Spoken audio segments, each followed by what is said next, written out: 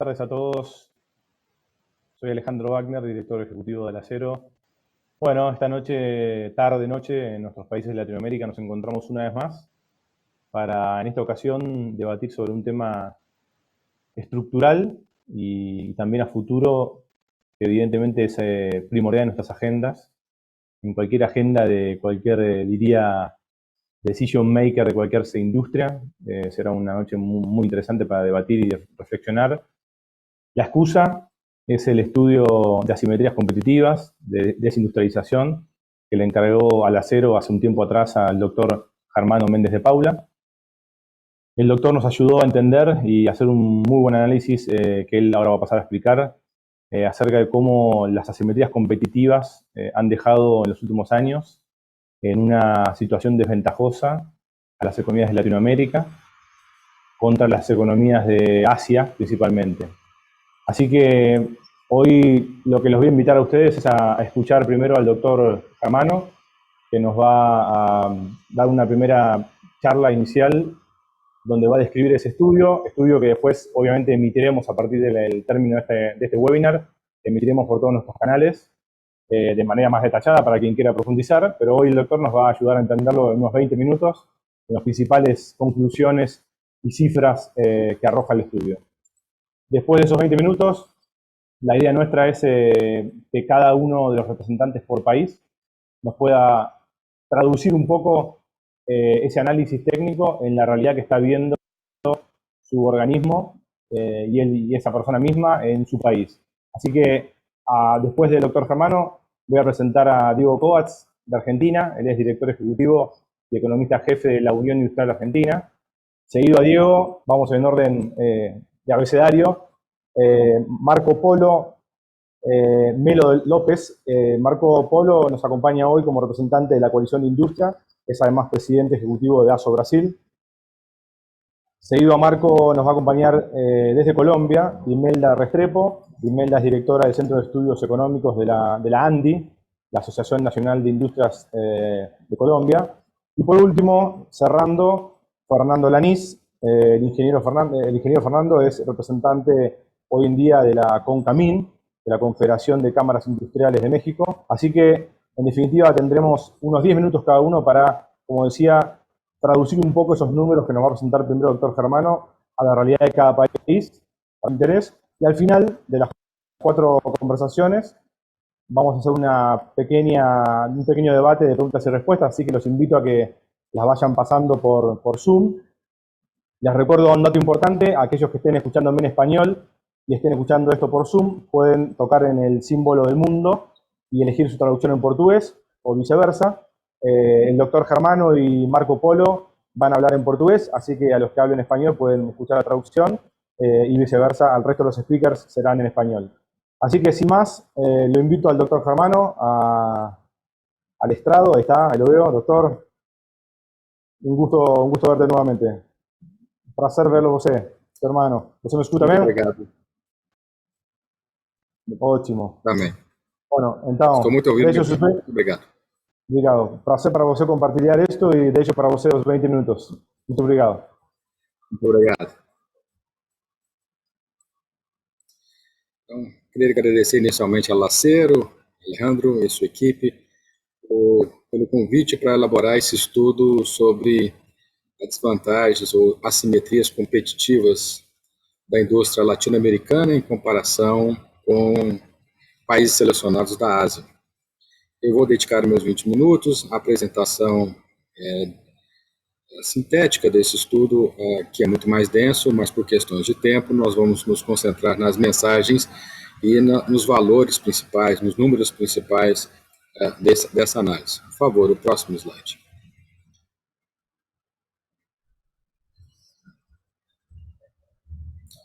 Próximo, por favor. O estudo foi realizado ao longo iniciou em 2019 e foi elaborado ao longo de 2020 e 2021. Em função do efeito da pandemia, o estudo acabou sendo mais dilatado, o seu tempo de elaboração de execução, e grande parte dos números dizem respeito ao ano de 2019, para evitar que o impacto da pandemia trouxesse algum desvio ou algum impacto específico sobre os números analisados. A nossa preocupação aqui é analisar muito mais questões estruturais do que conjunturais e tentar avaliar em que medida que países da América Latina se encontram em desvantagens ou possuem assimetrias competitivas frente a países asiáticos. E para elaborar esse estudo, nós escolhemos 4 países latino-americanos, Argentina, Brasil, Colômbia e México, e 4 países da Ásia, Coreia do Sul, China, Índia e Vietnã. A maior parte dos dados que serão apresentados dizem respeito à média desses 4 países latino-americanos, à média dos 4 países asiáticos ou aos valores individuais de cada um desses países. Podemos passar para o próximo slide, por favor. Um primeiro indicador, bastante conhecido, mostra a importância da indústria manufatureira no PIB nas economias selecionadas. Nós podemos perceber a média da América Latina, dos 4 países selecionados, é 12,7%, na Ásia já era de 20,7% e no mundo de 15,4%. É importante ressaltar que para cada uma dessas análises, ou cada um dos comparativos que nós fizemos, só foi utilizada uma mesma base de dados. Então, aqui todos os dados foram provenientes do World Development Indicators, que é um banco de dados disponível gratuitamente na internet de elaboração do Banco Mundial, de tal forma que os dados pudessem ser totalmente comparáveis. Então, eventualmente, você pode encontrar um dado de um país específico diferente do que está aqui, mas para garantir que a análise pudesse ser feita, para cada uma dessas variáveis só foi utilizada uma base de dados para exatamente assegurar essa comparabilidade. Por favor, o próximo. Nesse slide, nós percebemos aqui qual que é a importância da indústria manufatureira, ou também no Brasil chamada de indústria de transformação, em relação ao PIB. Nós podemos perceber que, especialmente na América do Sul, Colômbia, Brasil e Argentina apresentam valores muito baixos em comparação, tanto em relação ao México, mas principalmente em relação a 2 países asiáticos, China e Coreia do Sul, que possuem a indústria de transformação, possui mais de 25% do PIB, enquanto na América do Sul, nesses 3 países da América do Sul, nós estamos falando da ordem de 10% ou 11%. Próximo slide, por favor. No âmbito da indústria de transformação, ou seja, aquela que efetivamente, estamos falando da indústria automotiva, indústria de bens de capital, indústria têxtil, ou seja, aquela que pega um insumo e transforma no produto final, um papel muito importante é a indústria siderúrgica. E nós elegemos aqui 2 indicadores que mostram o quão relevante é a indústria siderúrgica no contexto da economia nacional. Nesse primeiro slide, nós temos o total de empregos diretos e indiretos gerados nos 4 países. Os empregos diretos são aqueles, por exemplo, que a siderúrgica tem. São os seus funcionários, os seus empregados, bem como empregados subcontratados ou empresas terceirizadas. E os empregos indiretos são aqueles que são gerados ao longo da cadeia produtiva, seja na direção das matérias-primas, seja na direção de indústrias ou consumidores de indústrias que consomem o aço para fazer outros produtos. Então, o multiplicador de emprego nas economias são muito significativos por parte da indústria siderúrgica, e nós podemos perceber que nós estamos falando que mais de 1 milhão de empregos diretos e indiretos são gerados exclusivamente em função da indústria do aço nesses 4 países. Próximo, por favor. Outra questão fundamental é que não só gera-se empregos, muitos empregos, mas eles são particularmente de alta qualidade no que se refere à remuneração salarial. Que nós podemos perceber que na Argentina, a remuneração da metalurgia básica, que é onde a indústria siderúrgica se encontra, do ponto de vista de contas nacionais, e sendo que a siderurgia é a principal atividade da metalurgia básica, na Argentina, a metalurgia básica paga 70% acima do salário da indústria de transformação. É um valor muito expressivo. Nos outros países, esses valores também são muito relevantes. chegando a 55% no Brasil, 41% na Colômbia e 86% no México. Não apenas se gera empregos em muita quantidade, mas principalmente a área de empregos de alta qualidade, o que se transforma, o que você pode perceber pela elevada remuneração relativa das atividades siderúrgicas.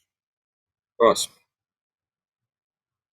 Tendo em vista esse breve cenário, nós vamos começar a analisar quais são as metrias competitivas. Por que é difícil a indústria siderúrgica de modo particular, ou a indústria de transformação a indústria de transformação de um modo geral, e a indústria siderúrgica de um modo particular, como que é difícil você competir com os países asiáticos, e aqui nós podemos, inicialmente, temos dois indicadores que deixam isso muito claro.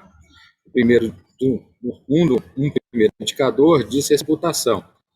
Como você pode perceber, na América Latina, a tributação é superior à Ásia, ou seja, a América Latina, em média, paga-se 32% de carga tributária no ano 2000, contra 25% na Ásia, que é um pouco superior à média mundial, na ordem de 24%. Ou seja, você paga mais imposto e, além de pagar mais imposto, você tem maior complexidade, ou seja, quantas horas são necessárias para que as empresas simplesmente cumpram as suas obrigações de saber quais tributos vão pagar. E aí você pode perceber que há uma diferença muito significativa, o dobro na média na América Latina em relação aos países asiáticos. Então, a primeira constatação, a primeira simetria é muito forte, ou seja, além de você pagar mais, você gasta muito mais tempo para cumprir as suas obrigações, para saber como deve cumprir as suas obrigações tributárias. Próximo slide, por favor. Uma outra questão diz respeito ao nível educacional da população. Nós destacamos alguns pontos muito positivos da educação, como, por exemplo, o crescimento das matrículas nas universidades. Esse fenômeno é particularmente relevante no Brasil, mas, por outro lado, quando olhamos para a educação básica e a forma mais clássica de examinar comparação entre os países é através do exame chamado PISA, você pode perceber que o último dado disponível mostrava que a média dos países, ou os 4 países selecionados, apresentavam valores na ordem de 400 pontos. Por sua vez, a média da OCDE era 490, da Índia 520, do Vietnã 525 e da China 590. Portanto, a mão de obra que vai chegar na indústria, que vai trabalhar, seja na indústria de transformação, seja na indústria siderúrgica de uma forma particular, apresenta um déficit de conhecimento formal não desprezível, o que acaba exigindo que as empresas sejam obrigadas a fazer um volume muito maior de treinamento em comparação do que as suas competidoras nos países asiáticos. Próximo, por favor. Nesse slide, nós também mostramos aí 2 questões evolutivas, né, dessa simetria. A produtividade da mão de obra em 2019, comparativamente a 2020, mostra que nessa década a produtividade da mão de obra no mundo subiu na ordem de 16%. Nos 4 países selecionados, ela subiu 30%, e nos 4 países selecionados da Ásia, ela subiu 30%, e nos 4 países selecionados da América Latina, ela cresceu apenas 0,7%. Então, a diferença em termos de produtividade dos países asiáticos foi muito mais elevada, significativamente elevada, ao passo que nos países latino-americanos examinados, ou nos países latino-americanos analisados, a produtividade praticamente ficou estagnada. Do ponto de vista de logística, nós utilizamos um dado do Banco Mundial, que faz uma elaboração do índice de desempenho logístico. Esse índice é composto por 6 subíndices, e aqui eu estou apresentando apenas o valor agregado para os países selecionados. Você pode ver que esse índice, que vai de 1 a 5, ele sobe nos países asiáticos de 3,3 a 0,42, um aumento não é tão significativo, mas é um aumento. Enquanto os países latino-americanos não só já apresentavam um desempenho pior do que os países asiáticos, como os países latino-americanos pioraram seu desempenho, ou seja, estavam numa situação desvantajosa, e essa desvantagem aumentou ainda mais, tendo em vista que os asiáticos avançaram e os latino-americanos regrediram. Próximo, por favor. Outra questão que mostra categoricamente as assimetrias competitivas diz respeito à disponibilidade e ao custo desse crédito. A disponibilidade de crédito doméstico em proporção do PIB em 2018 na América Latina era de 61%, no mundo 133% e nos países asiáticos de 152%, ou seja, a disponibilidade de crédito era substancialmente maior nos países asiáticos. E, além de substancialmente maior nos países asiáticos, a taxa de interesse também era substancialmente menor, ou seja, você tem mais crédito e você tem mais acesso a crédito com custo cada vez um custo maior. Na América Latina, não só a disponibilidade de crédito era baixa, comparativamente ao mundo e aos países asiáticos, mas principalmente a taxa de interesse era muito elevada, o que isso penaliza, em particular, a indústria de transformação, porque são atividades intensivas, e, em caso de siderurgia, também é uma atividade dentro da indústria de transformação, uma daquelas que apresenta maior intensidade de capital. Isso quer dizer o quê? Que o custo do dinheiro impacta mais intensamente atividades que nós estamos aqui discutindo. Próximo, por favor.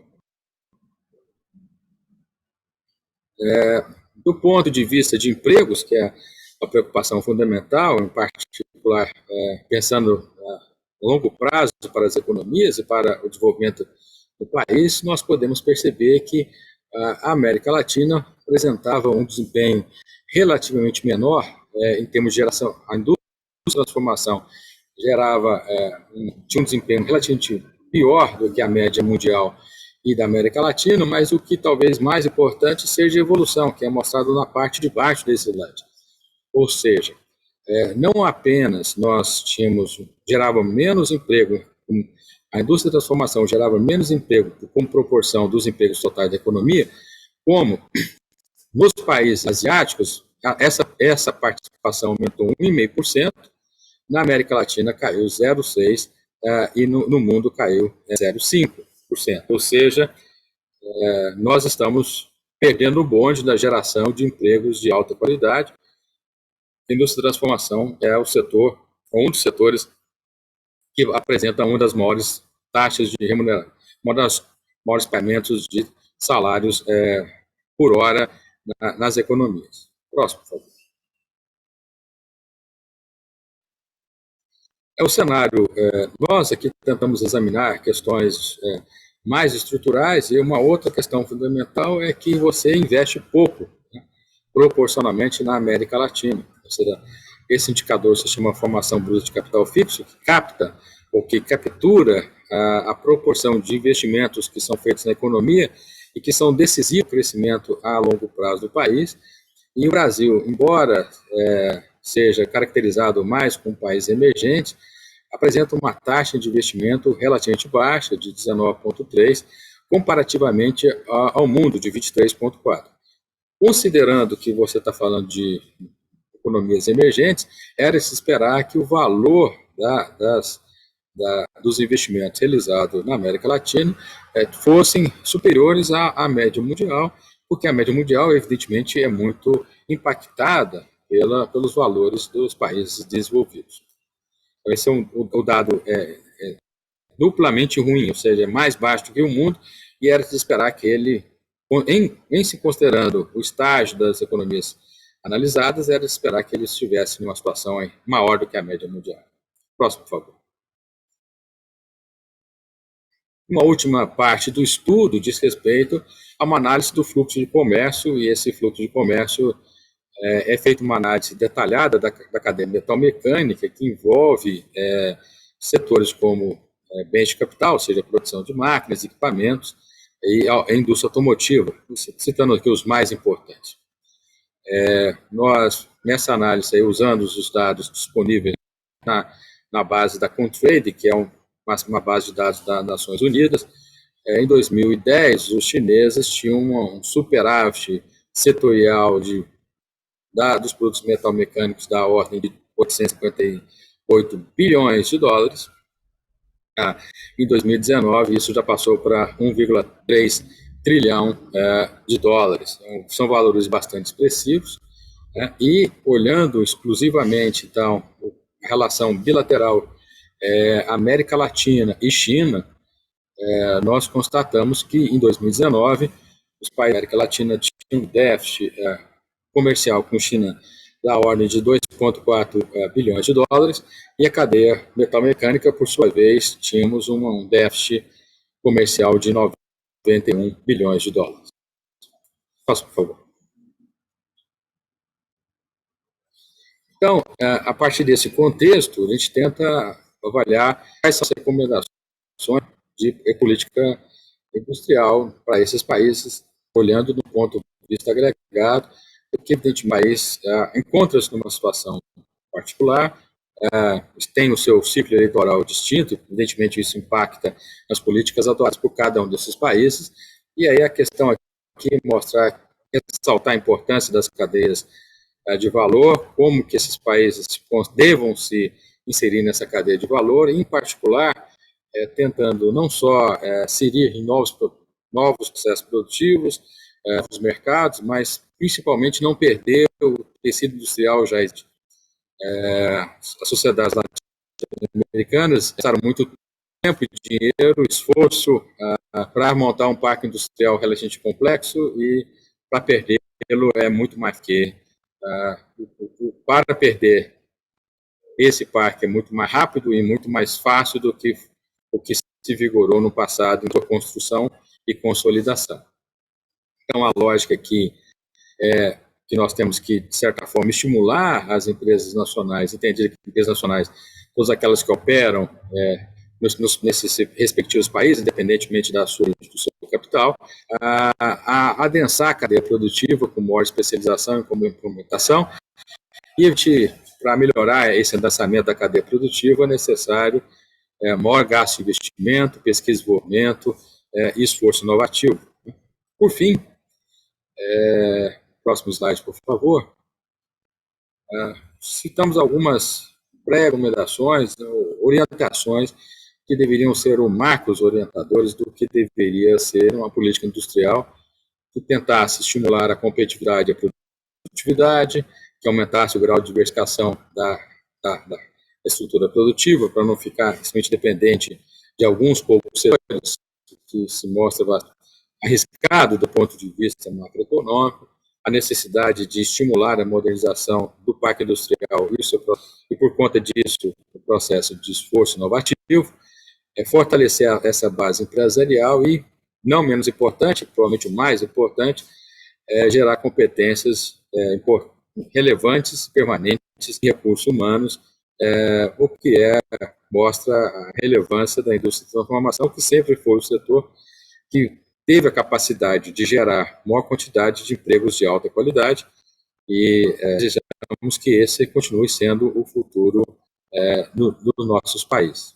Por fim, eu queria então agradecer a atenção da audiência, ao convite do Alacero para elaborar esse estudo, e quando ele estiver disponível, evidentemente estamos abertos a esclarecer eventuais dúvidas e trocar ideias com quem se sentir interessado em analisar o estudo com maior profundidade. Muito obrigado pela atenção, e eu volto a palavra à coordenação do webinar. Muito obrigado. Bueno, Germano, muchas gracias por tu presentación. La verdad es que nos deja interesados y preocupados, ¿no? Porque son temas que venimos hablando hace muchos años, pero que acá en este estudio quedan bien resaltados, bien resumidos. Me quedo con los 4 indicadores de logística, financiamiento, no solo la disponibilidad, sino también el costo del dinero, mucho más alto que en Asia. Me quedo con la impositiva, algo que también hemos venido hablando, el costo de Brasil, el costo argentino. Y me quedo sobre todo con el tema de la educación, ¿no? Que tal vez es el más el que tal vez más cuesta revertir, y la conclusión de que la industria ha perdido terreno, que lo que representa la industria manufacturera en general en nuestra región respecto al PBI ha perdido terreno y ha ganado terreno en Asia. Estamos por la media mundial. Y bueno, en definitiva, la última conclusión del último slide, que es qué es lo que necesitamos hacer para post-pandemia, donde nos dimos cuenta que la industria es tan importante por la cantidad de empleo, de calidad que genera. Evidentemente, en cada país debatiremos qué políticas públicas, en cada país, en cada industria, dentro de la manufacturera en general, deberíamos debatir qué políticas públicas necesitamos para que esto se vaya revirtiendo, porque no hay dudas que será un motor, la industria será un motor de recuperación que tanto la región necesite. Que gracias, Germán, por el resumen. Te despedimos por ahora hasta el final del debate. Quiero invitar ahora entonces a los otros 4 speakers que nos acompañan. Diego Kovacs de la UIA. Ahí los veo a todos. Marco, Imelda, bienvenida. Y Fernando. Nos dejó el doctor preocupados con algunas interrogantes. Ahora el gran objetivo de esta segunda parte nos pareció interesante poder bajarlo de un nivel macroeconómico regional a un nivel un poquito más microeconómico y por país. Así que les voy a agradecer un poco que en 10 minutos cada uno nos pueda compartir su presentación, sus conclusiones. Como decía al principio, al final de las 4 presentaciones volvemos todos a escena y hacemos un debate con las preguntas que nos lleguen del público.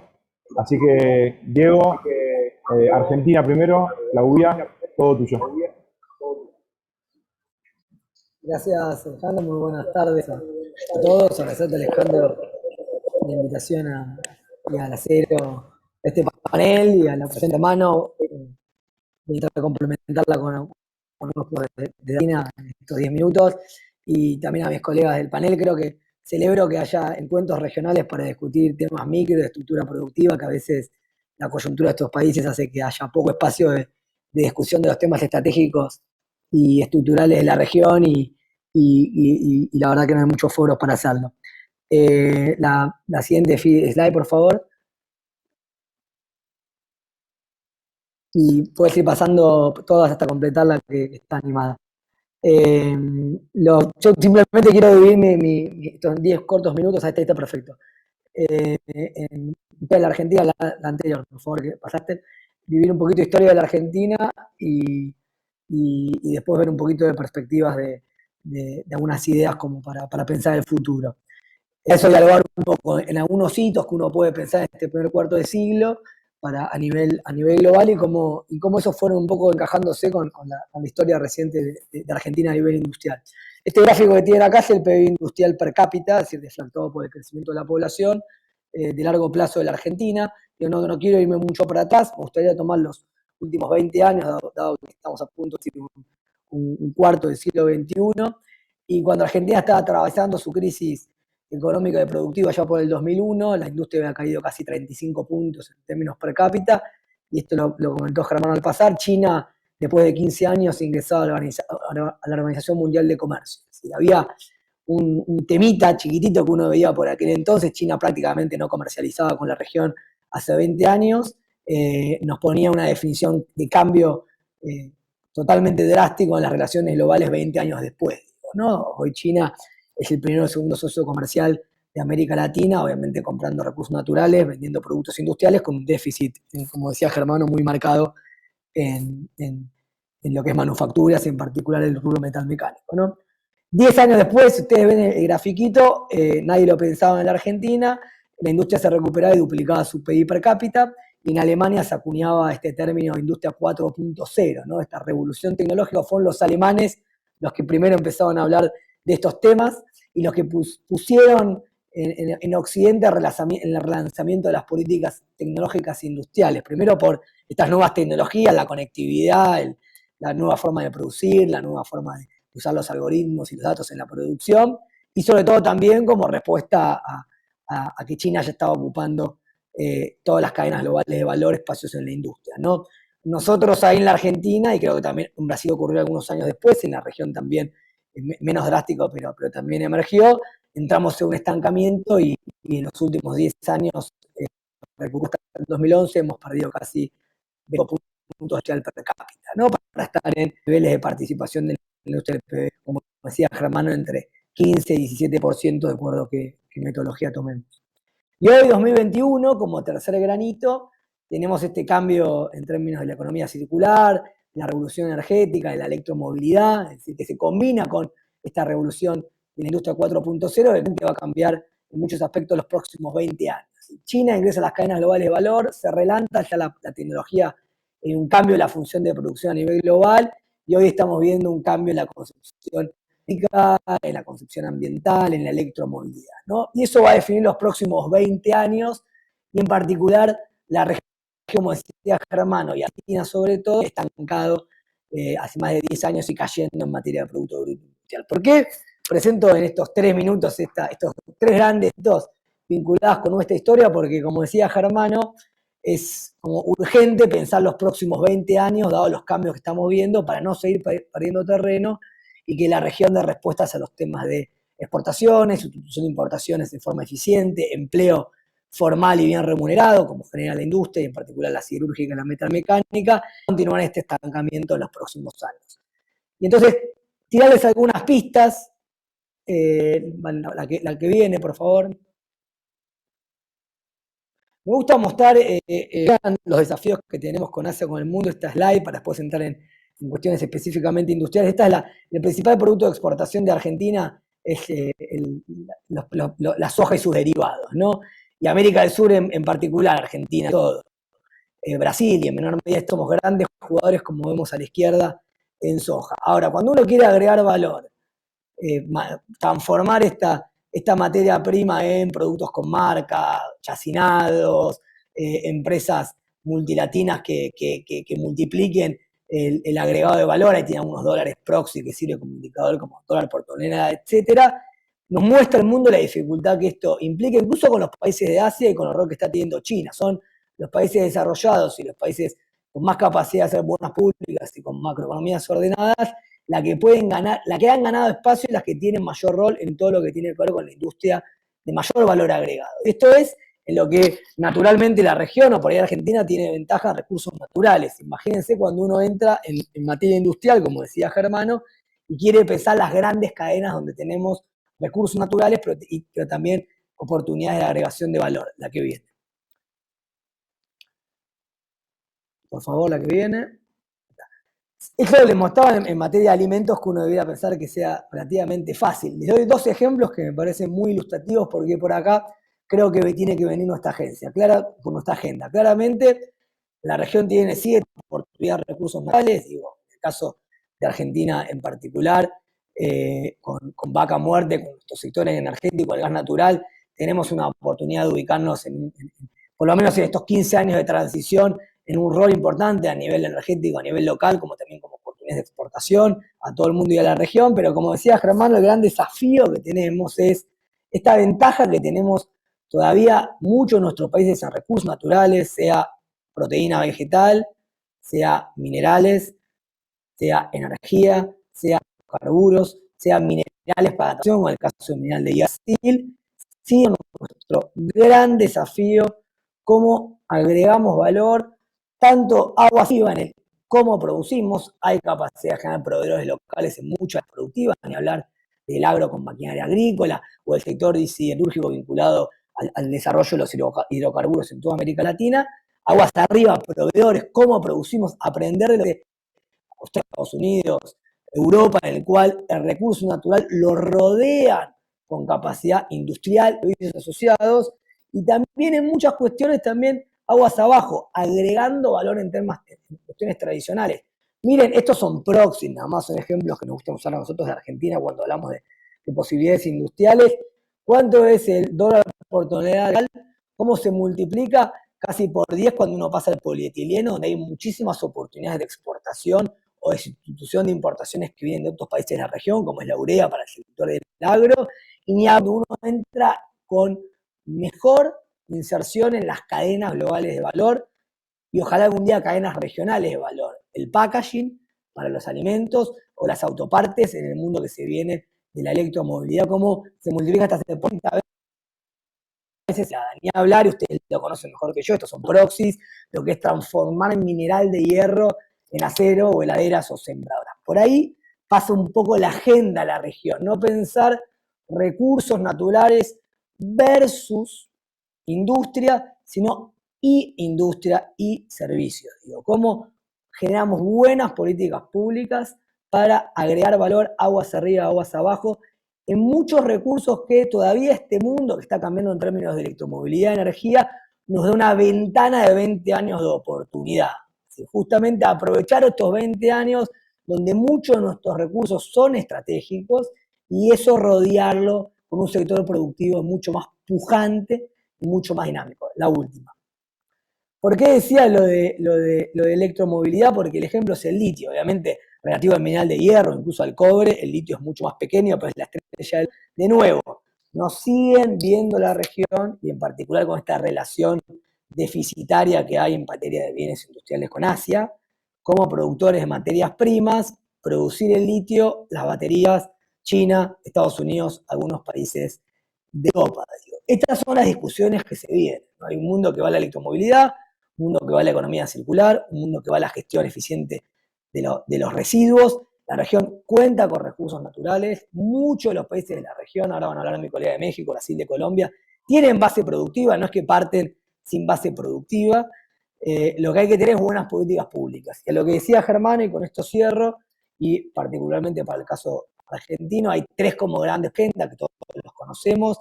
En el caso argentino, obviamente, previsibilidad macroeconómica, precios relativos, cierta estabilidad a largo plazo para garantizar el crecimiento del sector productivo y la inversión asociada, todas las políticas que hacen a la competitividad, que decía Germano, y creo que algo muy importante que está fuera de los debates, y por eso celebro este seminario, todas las tensiones que estamos viviendo en la pospandemia en términos de aumento de los costos de los insumos, el flete, la logística, de abastecimiento, nos pone una barrera comercial a la importación de Asia y de otros países de Europa. Entonces creo que nos falta agenda de integración productiva. Si hoy en la región, a nivel de América del Sur, toda la agenda de competitividad está pensada hacia afuera, en la exportación de recursos naturales, y no hacia adentro en términos de la integración productiva y la capacidad que tendrían nuestros países, con un poquito de esfuerzo, en generar algunas cadenas regionales de valor que permitan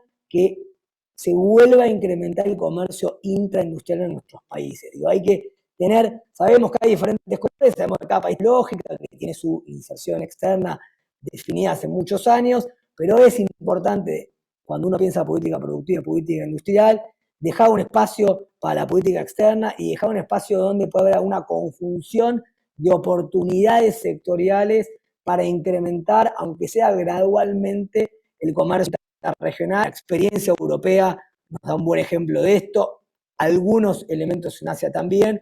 Nosotros estamos más parecidos en muchos aspectos al comercio de África, hacia afuera de recursos naturales que hace nuestro comercio interregional, pero tenemos capacidades productivas y debiéramos dejar un poquito de espacio en la agenda para que en algunas cadenas de valor, donde hay recursos nativos, donde hay capacidades y donde hay derrame y capilaridad productiva, encontrar espacios de integración. Argentina y Brasil tienen ejemplos de esto en muchos aspectos, y creo que eso se podría extender hacia México y a Colombia, pensando en el futuro con países más industriales que los que somos ahora.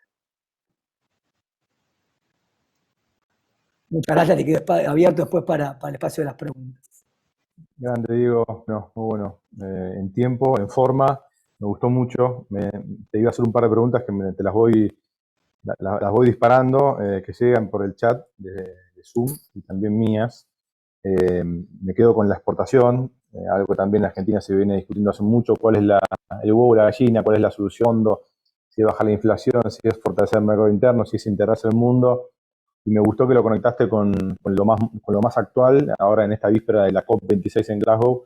Lo conectaste con la oportunidad que tiene Argentina en renovables, la oportunidad que tiene Argentina en litio, y finalizar, y eso para mí son los disparadores para la charla al final, lo conectaste con las cadenas regionales de valor, tanto como de cadenas globales de valor, y te dijiste, no nos olvidemos que debemos todavía, me parece, pensar primero en los vecinos, pensar en cómo fortalecer ciertas cadenas regionales. Así que te dejo esa abierta para que tal vez pienses dónde ves, ya bajando un poco más a nivel subsector o sector, dónde ves alguna oportunidad, y también se lo podemos preguntar a Marco ahora que lo voy presentando, de hecho, de Brasil, dónde podemos pensar posibles encadenamientos productivos dentro de la región de Latinoamérica. Gracias, Diego.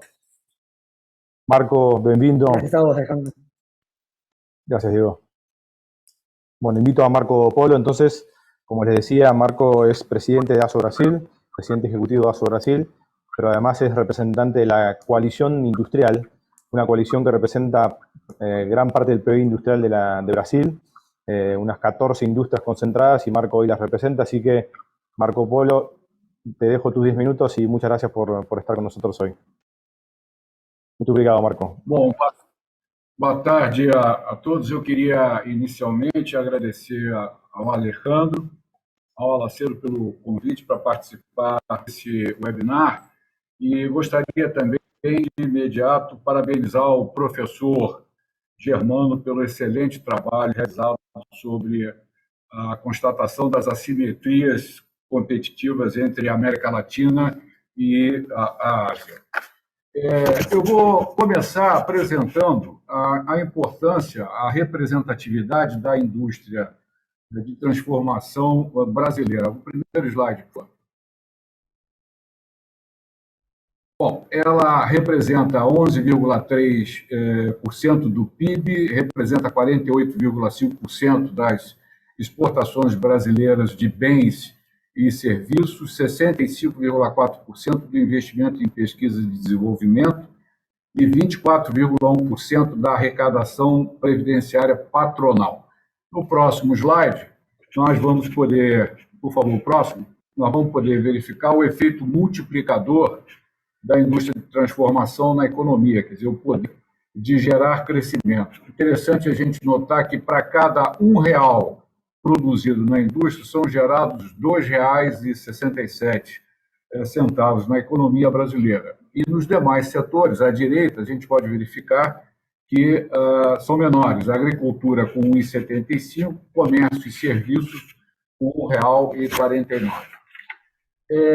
O primeiro ponto a ser destacado, só como uma reflexão, é que essa atual participação da indústria de transformação no PIB de 11,3% já foi de 22%, o dobro do PIB há 3 décadas atrás. Então, nós temos aí a constatação de um processo muito intenso de queda de representatividade no PIB da nossa indústria de transformação.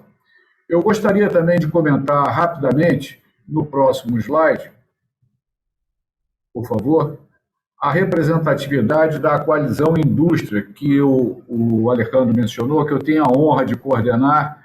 Essa coalizão ela foi criada em 2018 e é composta basicamente por 14 entidades de classe de nível nacional e que representam os segmentos listados aqui à esquerda: aço, setor automotivo, brinquedo, calçados, enfim, máquinas, equipamentos, plásticos e têxtil. Esses segmentos representam 42% do PIB da indústria total, não da indústria de transformação, da indústria total. 52% das exportações de manufaturas e 29 milhões de empregos diretos e indiretos. Bem, durante muitos anos no Brasil, muito se falou em custo Brasil, né? Quem acompanha aí essa parte toda nas áreas técnicas sempre ouviram falar de custo Brasil de uma forma ou de outra, mas o fato é que nunca tinha sido identificado, nunca tinha sido quantificado esse custo. Então, em junho de 2019, o Movimento Brasil Competitivo, que é presidido pelo Dr. Jorge Gerdau, que eu acho que muitos aqui presentes conhecem, né? E com o financiamento dessas entidades que aparece aí no nosso slide, foi contratada a Boston Consulting Group, a BCG, para dimensionar, quantificar esse custo Brasil. E o resultado desse estudo, que basicamente compara quanto custa produzir ou empreender no Brasil com o custo junto à média de países OCDE, o resultado desse estudo apontou pela primeira vez um custo Brasil de 1,5 trilhão de reais por ano. Isso representa algumas em torno de 22% do PIB brasileiro. Então, um resultado espantoso, né, que deixou a todos surpresos, eu diria perplexos, pela sua dimensão, né? O estudo criou uma mandala, próximo slide, por favor,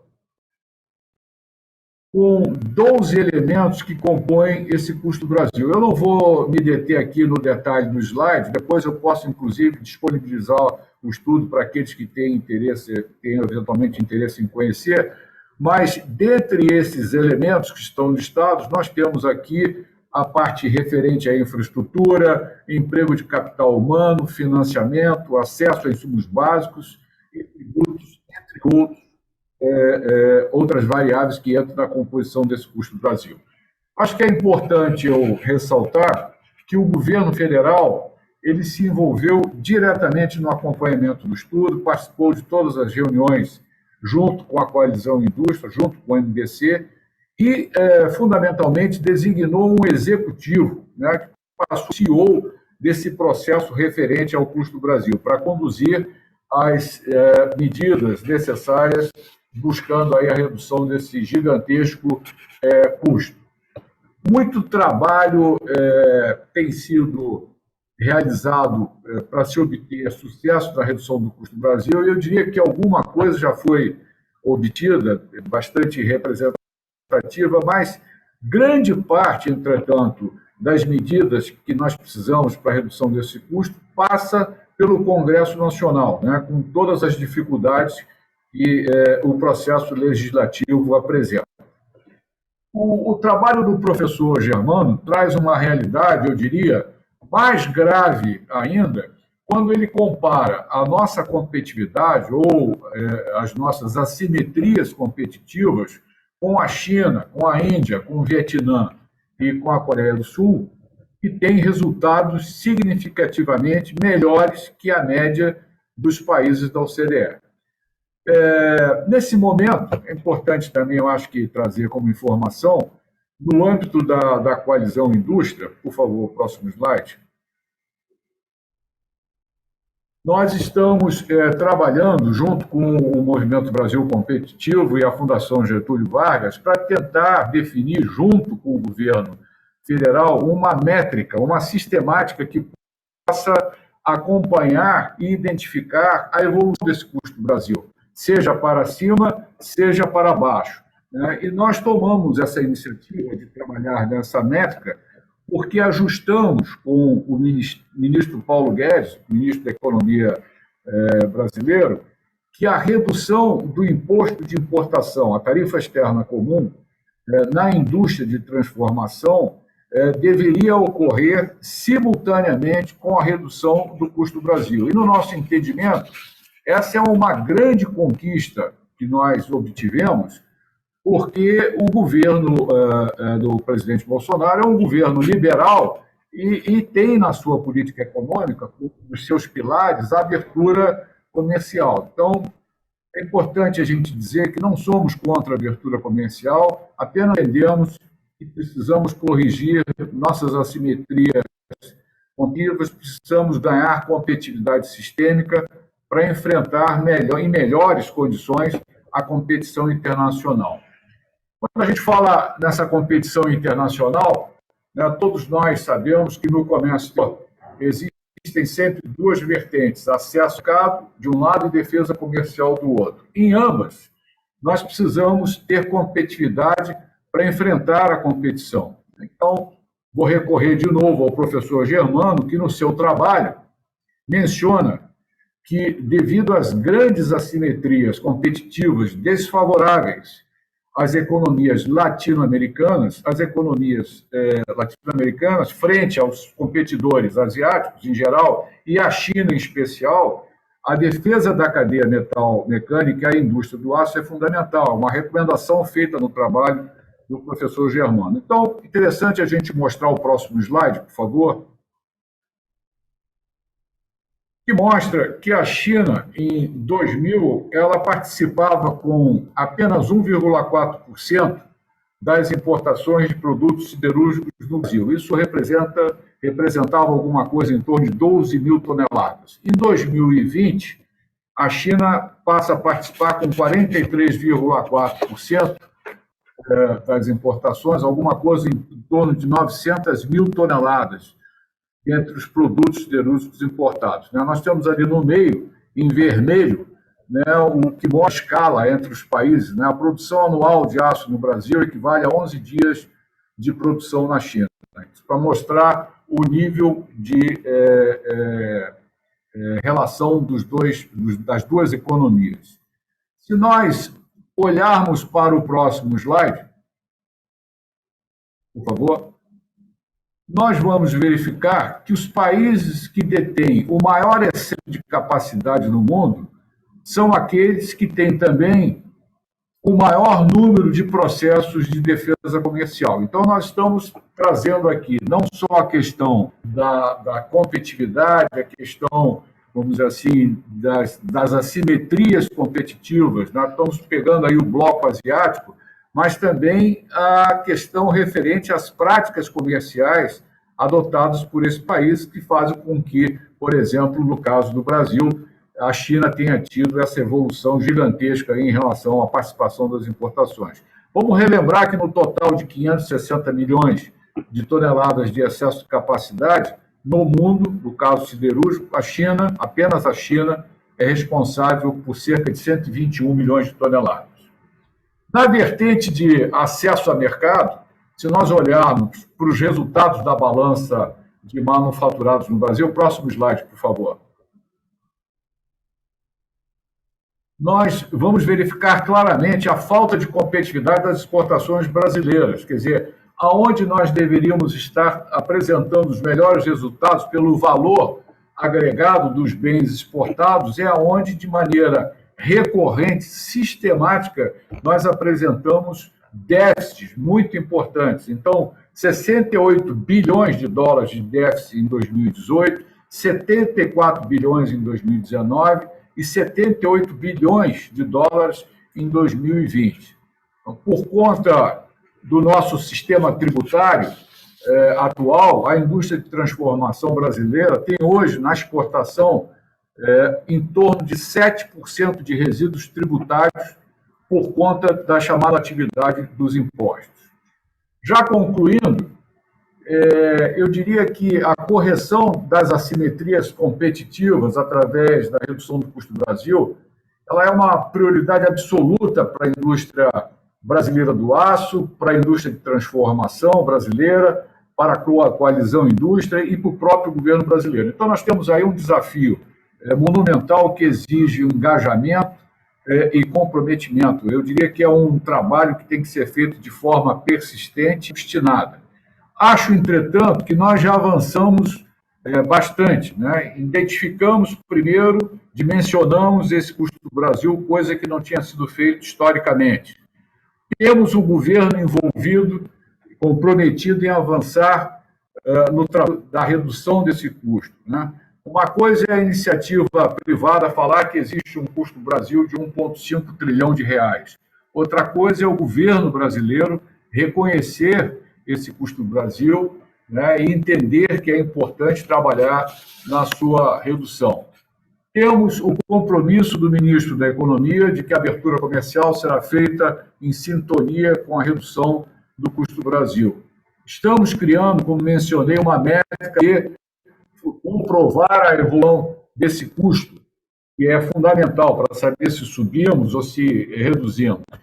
E, por último, nós conseguimos, junto ao Executivo federal, estadual, municipal, junto ao Legislativo, junto à sociedade de uma maneira geral, junto à imprensa, divulgar o custo do Brasil e a necessidade inadiável de sua redução. Enfim, acho que nós avançamos bastante, mas precisamos avançar muito mais e de forma mais acelerada. Eu fico por aqui, acho que dentro do tempo, Alejandro. Obrigado. Totalmente, Marco. Muito obrigado. Muito interessante. Assim como falei para Germano, muito interessante e preocupante. Acho o mesmo aqui, com sua apresentação. firmando Argentina e Brasil já a importância da indústria, mas também a debilitação da indústria, o custo do Brasil. E aí tem muito sentido, faz muito sentido, como o Germano falava, a simetria competitiva. Quando olhamos o país, evidentemente, aqui temos muitas dessas que o Dr. Germano falava de um jeito mais macro.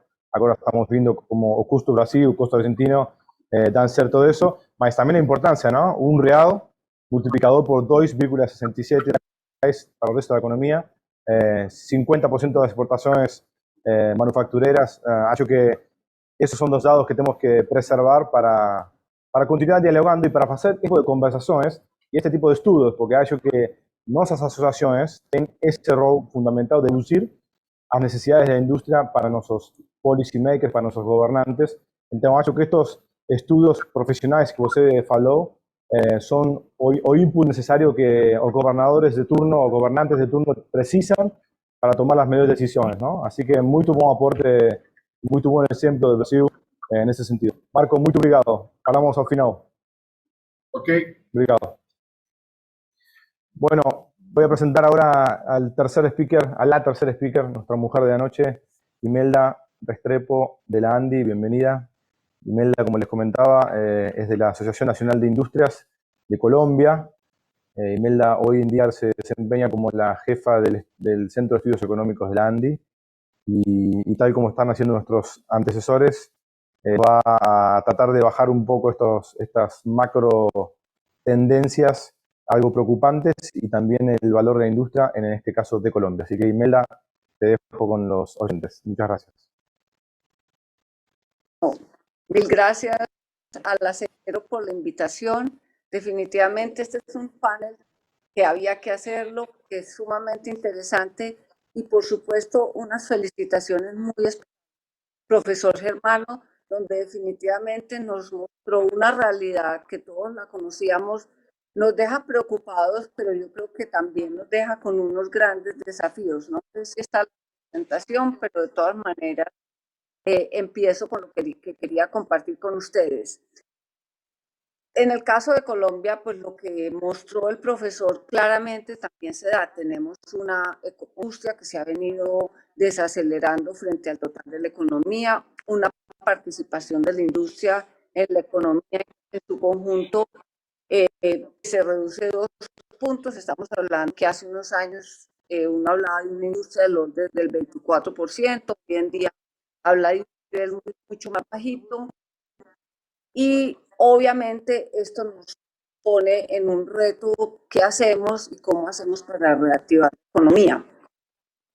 Yo creo que cuando uno habla de qué tanto cuesta la industria y nos comparamos con datos históricos, no podemos olvidar que la industria se ha transformado, que hoy en día uno realmente no piensa en sectores específicos, sino que es necesario pensar en cadenas productivas, y en esa medida sabemos que la manufactura y las empresas subcontratan muchas cosas de sus procesos productivos que antes los hacían al interior de la empresa.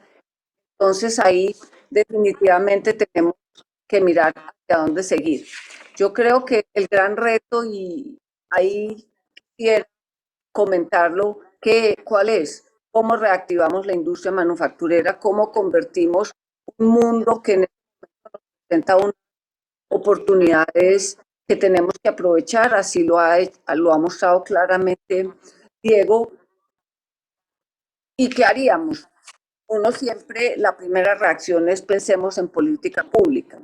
A mí me gustaría como plantear varios aspectos que la política pública debería abordar.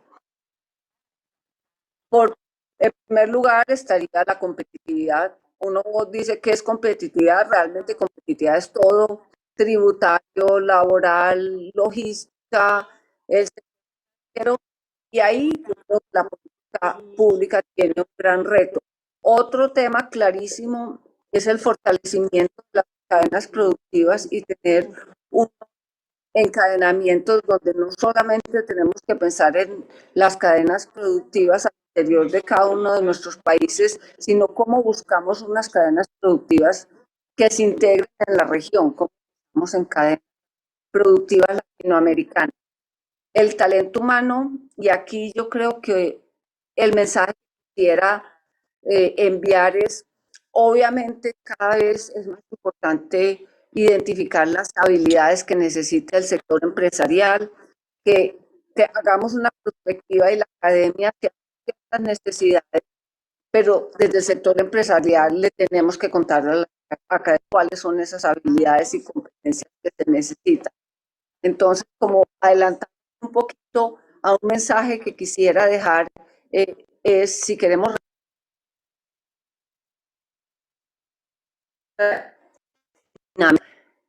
el trabajo no es solo de la política pública, no es solo del empresariado, y no es solo de la academia y de los trabajos como el que nos mostró el profesor Germano. Necesitamos los tres actores, necesitamos trabajar en conjunto y ver cómo hacemos que eso sea posible. Obviamente la internacionalización es una realidad y la internacionalización no es estática.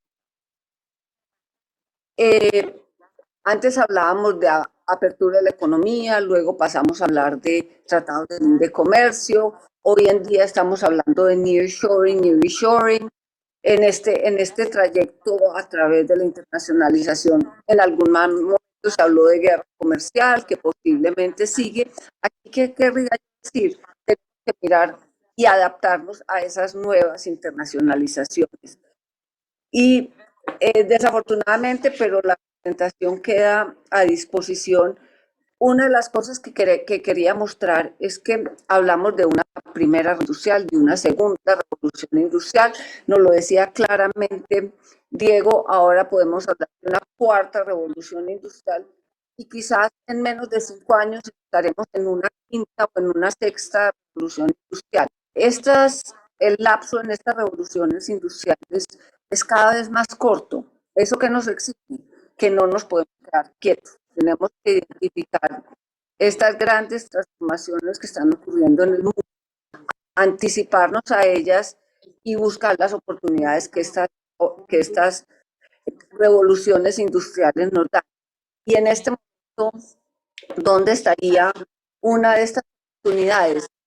En la digitalización. Yo creo que el 2020 nos puso a todos a pensar en que tenemos que ser más digitales, empezamos a pensar en una economía virtual, el comercio electrónico pasó a ser una parte marginal de los negocios a ser una parte casi que integral de cada una de las empresas.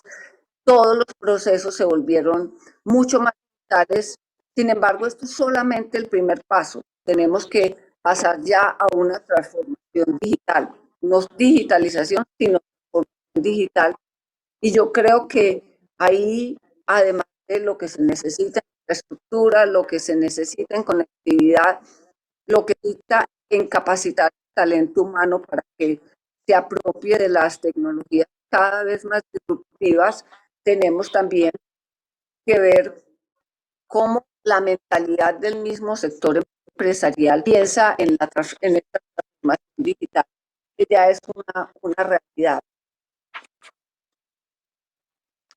Nosotros, este gran tema de qué pasa con la industria, cómo venimos, cómo adaptarnos, incluso tenemos 2 documentos que obviamente están a disposición de todos los panelistas, que los quisiera compartir con el profesor Germano, donde hacía unas propuestas sobre políticas para una nueva industrialización.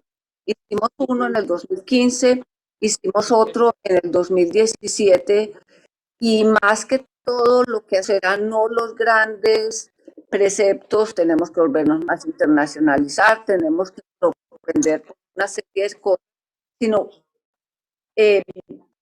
acciones concretas, qué se necesita, qué debemos hacer y cómo logramos digamos, éxitos tempranos que le den un mensaje claro al empresariado.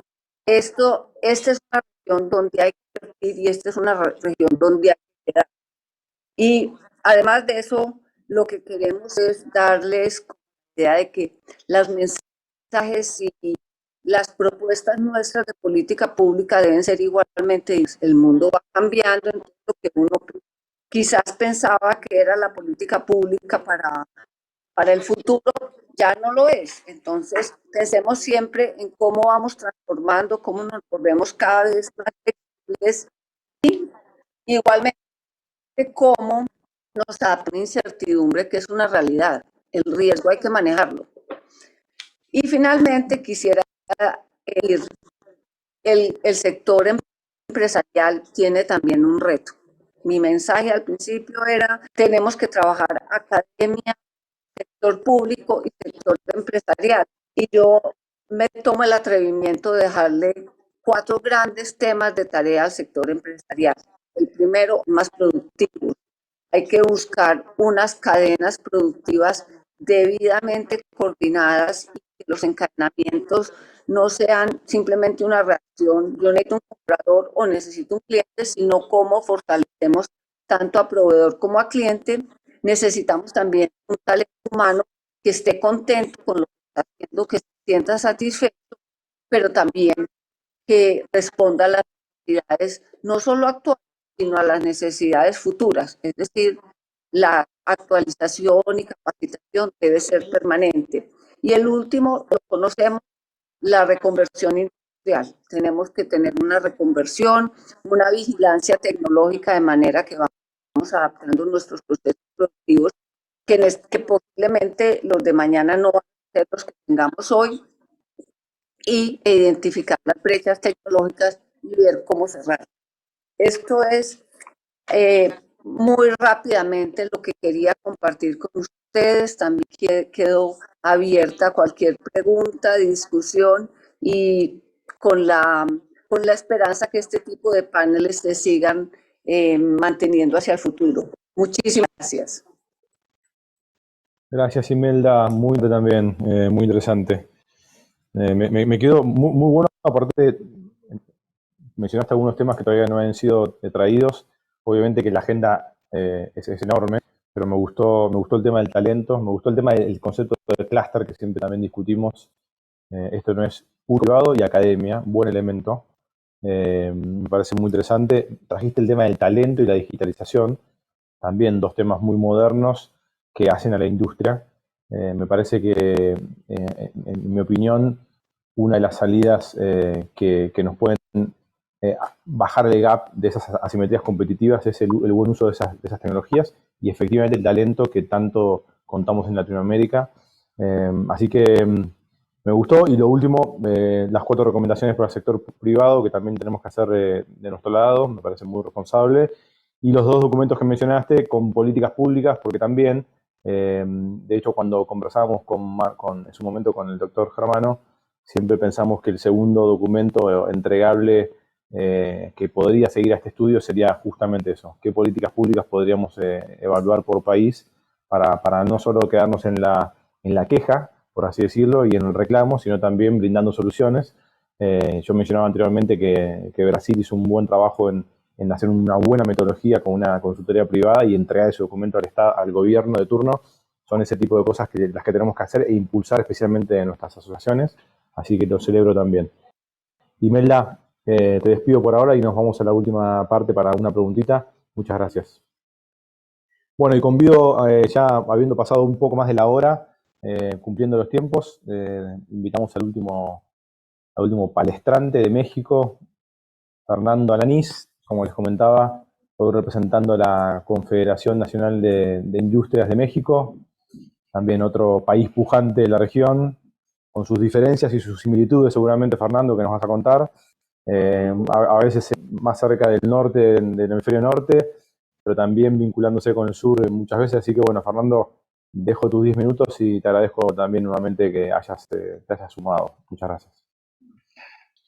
Muchísimas gracias a ti, Alejandro, y un saludo para ti, nuestro agradecimiento de parte de Concamín al Acero, y un saludo a todos nuestros colegas panelistas y al público en general que está conectado en este webinar.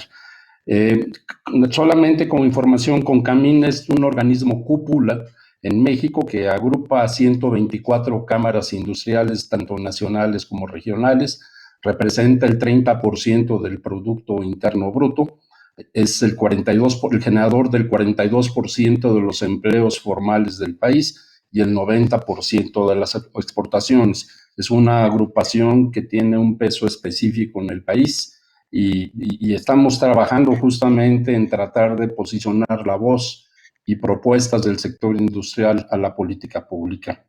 Yo quisiera comenzar mi plática haciendo una reflexión muy rápida sobre la pandemia. Si me ayudan con la siguiente lámina, por favor. Bien, la pandemia sin duda ha traído caídas importantes en los crecimientos de todos nuestros países, de todo el mundo en general. Ha habido estrategias diferentes que se han manejado en cada uno de los países para tratar de minimizar los impactos de la pandemia. Hay cambios también en los hábitos de consumo que habrá que tomar en cuenta y reconocer para el mundo después de la pandemia, y tendremos que hacer ajustes importantes al respecto.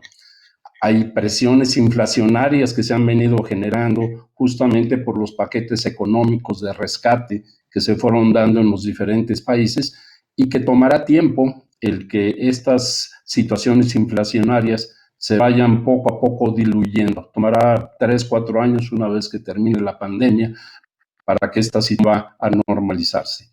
Y estando totalmente de acuerdo con toda la información que el doctor Germano hace en su estudio y tratando de no ser muy repetitivo con lo que ya fue cubierto por los demás panelistas, hay temas que a nosotros nos preocupan. Hay nada más en la siguiente lámina, por favor. En el caso de México, la gráfica de la izquierda se puede ver en los últimos años las diferentes crisis económicas que hemos tenido, la mayoría de esas 3 ocasionadas por eventos externos, las crisis de las hipotecas, y vean ustedes en la última caída de la gráfica de la izquierda, la caída por la pandemia en México de nuestro Producto Interno Bruto ha sido la caída más profunda que se ha tenido en los últimos años, yo podría decir en el siglo, en este siglo, ¿no? Sin duda. Hay tendencias de recuperaciones importantes que se ven como perspectivas para este año y el que sigue, pero ha sido una caída sumamente abrupta de más de 8,5 puntos en el Producto Interno Bruto, siendo el sector industrial de los más afectados, porque al inicio, como en otros países, la parte de salud fue cuidada extremadamente y paralizó a toda la parte industrial y comercial de nuestro país. La gráfica de la derecha muestra de una manera muy rápida las diferentes acciones de rescate que tuvieron los diferentes países como porcentajes de su PIB, y pueden ver hasta la derecha un paquete muy agresivo, Estados Unidos. México se encuentra más bien en el extremo izquierdo, donde el gobierno realmente no hizo ningún rescate y no dio prácticamente ningún apoyo, y fue el sector industrial y comercial quienes tuvimos que sufrir directamente el embate y el impacto directo de la pandemia. En la siguiente lámina, quizás nada más entender ese cambio de hábitos que se está viendo en los consumidores. La línea roja representa los consumos tradicionales que tenían en Estados Unidos en bienes de duraderos, cómo ha habido un cambio radical en la compra de automóviles, de refrigeradores, de computadoras sobre todo. Mucho de esto es lo que ha ocasionado la famosa crisis de los chips. Al haber una gran demanda de los ordenadores, pues ahora no hay chips para el resto del sector. Y cómo la parte de servicios se está viendo, traía ya una tendencia hacia abajo, y es un cambio de hábitos que es importante reconocer. Y la tabla de la derecha muestra un resumen de las caídas de las principales economías avanzadas y las emergentes, donde estamos varios de los países latinoamericanos, el impacto que se tuvo el año pasado y las expectativas que se tienen para este año. Todas son expectativas muy positivas después de las caídas tan abruptas que se tuvieron.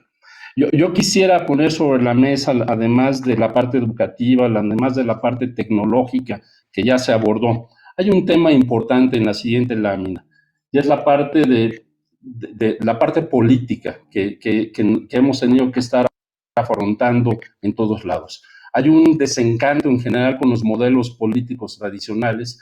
Hay una población joven que cada vez está más involucrada y más activa en temas políticos y, por supuesto, las redes sociales que han venido a revolucionar la comunicación. Hoy creo que estamos hipercomunicados y eso hace que exista un nuevo factor de poder que son las redes sociales.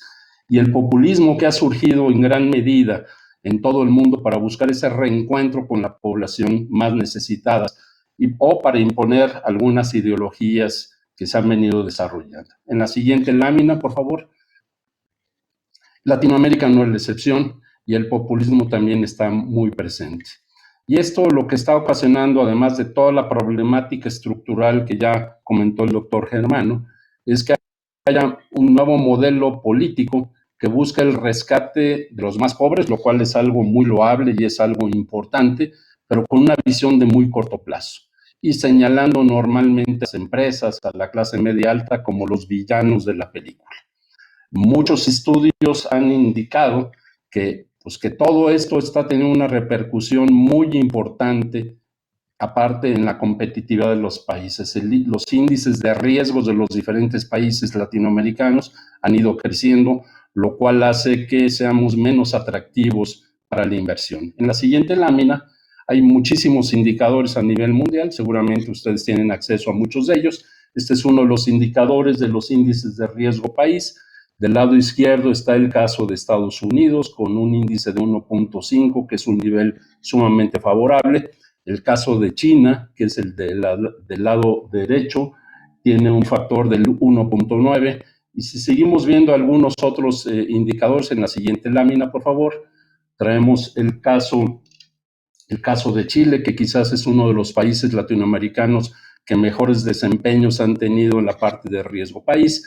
El caso de Perú, que se ha venido deteriorando también su índice de riesgo país. Y por último, en la siguiente lámina, el caso de México. El caso de México, que estamos viviendo una situación antiindustrial, desgraciadamente, donde hemos ido deteriorando mucho la imagen industrial y de credibilidad que teníamos como país, ya que nuestro índice no es nada favorable. Y les pongo un ejemplo muy rápido. Dentro de los sectores industriales, en la siguiente lámina, ahí está el sector minero, donde está la minería de hierro. Hay un instituto en Canadá que se llama Instituto Fraser, que mide todos los años el índice de atractividad de los diferentes países. Son 76 países y regiones a nivel mundial, y mide qué tan atractivo es un país para la inversión, en este caso en el sector minero. En el caso de México, después de haber ocupado lugares importantes, llegando al lugar número 11, hoy nos encontramos en un lugar muy distante, muy distante. Si me ayudan con la siguiente lámina, por favor. Este índice mide 15 parámetros diferentes y se van haciendo evaluaciones año con año y para ir tratando de determinar la parte atractiva o menos atractiva de un país. Y quizás complementa esta parte de falta de productividad, de falta de actividad, pues se traduce en la falta de atracción de inversiones. Y en la siguiente lámina muestro una tabla.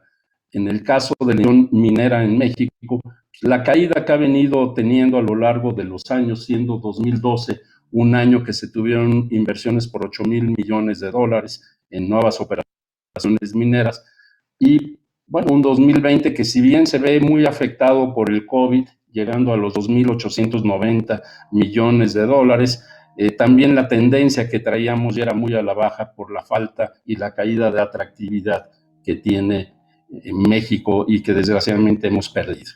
En la siguiente lámina, quizás como complemento a lo que nos dijo el doctor Germano, México tiene una tasa de impositiva muy alta y quizás no. Yo quisiera hacer nada más un comentario adicional a lo que ya mencionó el doctor Germano. En México se tiene un 10% de reparto de utilidades, que es por ley, que se lo sumamos normalmente nosotros para el cálculo de impuestos. Por eso nos da una tasa real impositiva de un 52% en el sector minero, pues que es muy contrastante con lo que se tiene en otros países del mundo y nos quita totalmente la competencia. Y quizás ya en mi última lámina como conclusión urge un trabajo coordinado entre el sector privado para impulsar esa política pública. Yo creo que Diego y Melda lo dijeron muy claramente. Es importantísimo que el liderazgo que debe de tener los organismos empresariales hoy más que nunca es importante. Y mi última reflexión es, hoy tenemos una gran oportunidad. Creo que el COVID también enseñó que la gran concentración de manufactura en un solo país es dañina, y creo que vamos a tener una oportunidad en la repatriación de industrias que van a salir de China, y Latinoamérica debemos de aprovecharlo y ser muy competitivos para atraerlo. Muchas gracias, Alejandro. Muchas gracias, Fernando. Muy interesante, muy buen mensaje al final. Efectivamente, siempre hablamos de México como tal vez de la región, el país que podría tener una buena oportunidad en esto que llamamos reshoring o ally-shoring, ¿no? Pero me interesó esa reflexión como aporte adicional que definitivamente distingue a México. Bueno, yo voy invitando a todos los speakers, me parece muy interesante. Esto es, obviamente, tan rico como complejo de analizar uno a uno. Es un rompecabezas, ¿no? Pero les voy a ir, hay algunas preguntas que nos hicieron del público, incluso para Germano, para no demorar mucho, sobre todo en las de ustedes y de los que están escuchando. Voy a proponer lo siguiente, les voy a hacer una pregunta a todos y la vamos contestando de a uno, y las preguntas que queden pendientes, que las tenemos acá anotadas, les prometemos a los que están escuchando que se las vamos a hacer llegar a los speakers y prometo que van a ser contestadas, pero me gustaría algo que creo que unifica. Insisto, esto es muy complejo, respuesta para todos, sobre todo los que son economistas me van a responder, van a reír, me van a decir que la economía justamente es una sumatoria de variables y cuando uno toca una variable, todas las otras se modificar. Así todo, voy a preguntarles, empezando por Diego, en el orden, le tiro a los otros van a tener más tiempo para pensar, pero Diego, vos, si tuvieras que elegir entonces en Argentina, o en la región puede ser también, lo que vos más te parezca que haga sentido, de todas estas problemáticas que hemos hablado y posibles soluciones, acá hemos hablado de educación, de costos logísticos, hemos hablado de temas de impuestos, de carga impositiva, hemos hablado de financiamiento, no solo de la falta de disponibilidad de financiamiento, sino también del costo más alto, y no solo comparándolo con Asia, sino también que creo que ustedes en sus presentaciones han demostrado también cómo muchos problemas son inherentes y propios y autogenerados. Pero me gustaría entonces preguntarles a todos si tuvieran que elegir una variable, una gran problemática que afecta de manera X, ¿no? Porque que después puede ser causa a raíz de otras problemáticas, ¿cuál sería en cada país? Vos falar un poquinho en português, doutor Germano e Marco Polo, vou começar por Diego, na Argentina, mas minha pergunta para todos é, vocês tivessem que escolher uma variável que seja provavelmente em seu país a variável principal, o problema principal para resolver en su país. Así que Diego, te dejo primero. Bueno, gracias. Además, ustedes saben que Argentina es un país muy fácil de explicarlo, como ustedes saben, muy tranquilo. Voy a responder con... A ver, para es un país difícil, como ya el tema, y creo que la respuesta en ese sentido es más sencilla, digo, ¿no? Para Argentina, claramente, Argentina necesita previsibilidad macroeconómica, digo, como primer. Y eso requiere un gran acuerdo para definir unas variables, digo, que tienen que ver con los precios relativos, la política cambiaria y la reducción de la inflación, la política tributaria. Yo creo que ese es el punto número uno que requiere la Argentina, que tiene muchas oportunidades y que venimos de una década bastante mala. Y para no ser muy extenso de horario, digo, sabemos que como economistas la macro es necesaria, la primera variable, no la suficiente. Yo retomo que Argentina, y creo que América Latina, tiene pocas balas, hay que pensar los próximos 10 años, y poco retomo el comienzo de mi presentación. China es el principal actor, hay una transición en el mundo, tenemos que definir cómo es nuestra política externa como región. No lo vimos cerca hace 20 años, tuvimos ventajas a recursos naturales, problemas en bregado y en empleo. Entonces, el segundo punto es el cambio tecnológico, nos estamos quedando afuera, hay oportunidades. Lo que vemos en la región, creo que en todos los países, que una parte ingresa al cambio tecnológico y otra parte se aleja cada vez más. Es una región fragmentada. Y el tercer punto, y termino porque me has hecho esta pregunta al final de mi presentación, hay un cambio en el paradigma energético, en el paradigma ambiental, en el paradigma de la movilidad. La región no es el que tiene que más aportar a este cambio, la región tiene que ser sustentable, pero la región tiene que aprovechar sus recursos naturales, industrias, y son los países desarrollados los que tienen que dar el ejemplo, digo, los que tienen que dejar, Estados Unidos y China, los que tienen que hacer un aporte evidente por consumo en alimentos, nosotros claramente lo tenemos que hacer, pero priorizando nuestro desarrollo productivo, buscando agenda de sustentabilidad, lo digo porque las renovables son muy importantes, pero Argentina tiene y la región una gran oportunidad natural en petroquímica y tenemos un gran desafío de empleo. Entonces, en el mundo que se viene, la región tiene que priorizar su productiva, obviamente con su sustentabilidad ambiental, y son los países desarrollados y los que tienen que hacer un gran avance en materia energética los que tienen que dar el ejemplo. Eso no quiere decir que nosotros no tengamos que hacer cosas, digo, pero por eso es muy importante pensando en los próximos 15, 20 años para la región, qué rol juega desarrollar la cultura productiva. Bien, gracias Diego. Pensé que ibas a decir inflación en Argentina, pero bueno, fuiste más macro. Más que la inflación es la inflación, así es el tipo de cambio. Gracias Diego. Marco Polo, en Brasil, ¿cuál sería el principal problema si podemos pensar?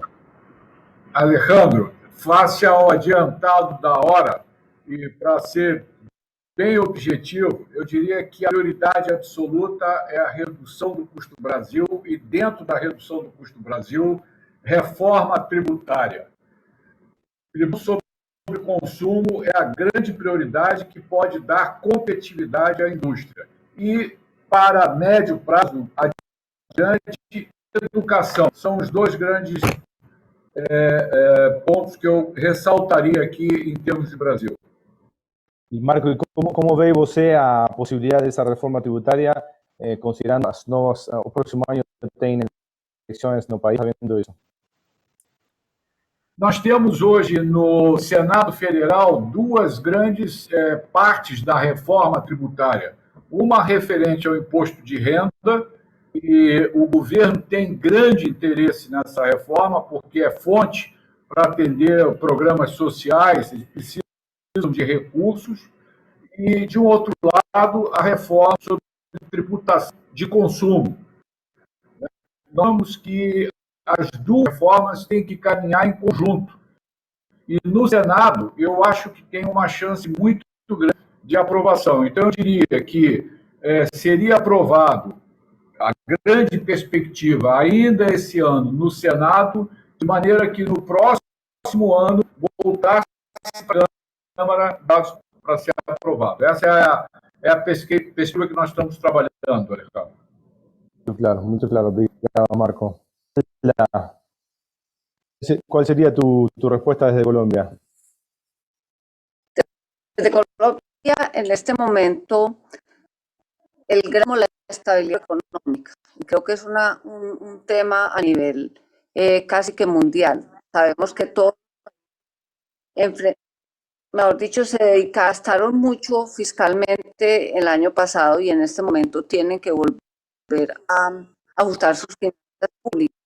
Y hoy en día, el tema inflacionario, sobre todo si uno analiza la inflación al consumidor y qué está pasando con la inflación al productor, hay una brecha que eventualmente va a haber que cubrir y suplir de alguna forma. Como la estabilidad macroeconómica es una variable que hay que posicionar en este momento. Para que Zelda está hablando de inflación en Colombia, no recuerdo mal, el objetivo del Banco Central lo era de 3% y está pronosticándose 5%, ¿no, Imelda? Si no me equivoco. Aproximadamente. pero es mejor tomar medidas antes de que se empiecen los problemas serios. Bien. Digo eso que Argentina está pronosticando 50% de inflación, Brasil está pronosticando o está viendo por ahora arriba de 9%, cosa que tampoco se veía hace muchos años. Esto evidentemente gran parte producto de los paquetes fiscales y monetarios que dieron todos los gobiernos, incluso en Europa se están viendo inflaciones que tampoco se veían hace muchos años, así que creo que también es un elemento, por lo menos en el costo, ¿no? Mi pregunta fue más de largo plazo y estructural, coyunturalmente la inflación evidentemente es un problema también. Fernando, por México, ¿cómo la ves? Alejandro, tu pregunta no es fácil, pero creo que hay una receta que dieron países asiáticos y creo que es el camino, y es la parte de educación. Yo creo que hay ejemplos muy claros en lo que hizo China, lo que hizo Taiwán, lo que hizo Corea del Sur. En México siempre se hizo como ejemplo, hace 30 años más o menos, la economía de Taiwán y la economía de México eran muy similar. Y hoy Taiwán es muchísimo, y Taiwán con casi sin recursos naturales y apostándole exclusivamente a la parte educativa. Es un país que es impresionante, que ha superado con mucho a México en su desarrollo económico y su potencial industrial y tecnológico. Entonces, yo en lo personal coincido con el doctor Germán en que la parte educativa es lo que realmente nos puede ayudar con una visión de largo plazo. Totalmente. Bueno, doctor Germano, gracias por el disparador que evidentemente trajo muchísimas reflexiones a un nivel que esperábamos que sea, ¿no? A nivel macro, y no es imposible, pero me parece que es un debate que, como dijo Diego al principio, pocas veces tenemos este debate regional. Obviamente que la urgencia siempre nos obliga a hablar de la coyuntura y por ende de nuestro país, pero tenemos mucho que aprender y que colaborar en conjunto, entonces me parece que estos debates de vez en cuando son muy ricos. Doctor, ¿alguna reflexión final? Não, eu queria agradecer a oportunidade. Acho que tem muitas questões dos países, entre os desafios são muito grandes. É claro que temos questões particulares. Foi discutido pelas respostas, questão de nearshoring, questão que não afeta todos os países da América Latina. Mas também eu acho que temos um quadro muito insatisfatório de política macroeconômica que afeta sensivelmente a todos os países latino-americanos. São economias relativamente instáveis.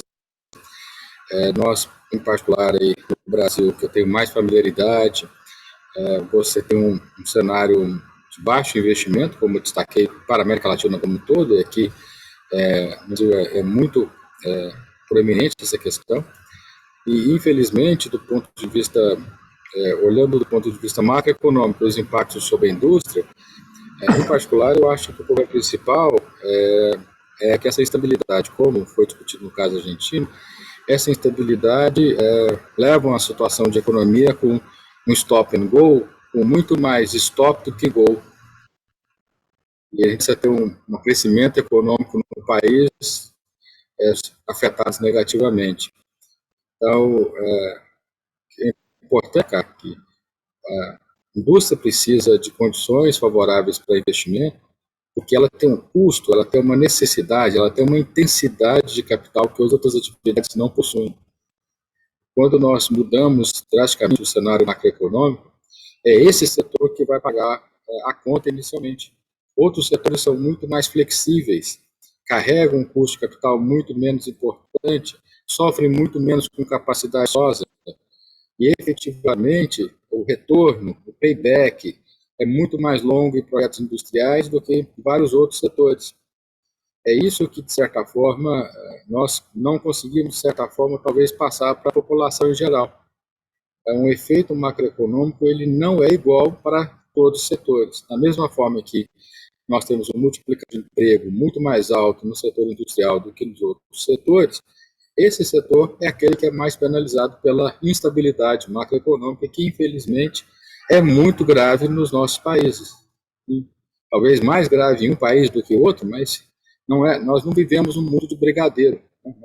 Nós não temos uma situação que, olha, você faça investimento hoje, você vai ao longo do tempo. É muito comum aqui no Brasil duas frases, né? O Brasil não é um país para amadores e o Brasil é um país que até o passado é incerto. Infelizmente, eu acho que se aplica a vários outros países latino-americanos. Infelizmente, nós temos uma instabilidade, e é isso.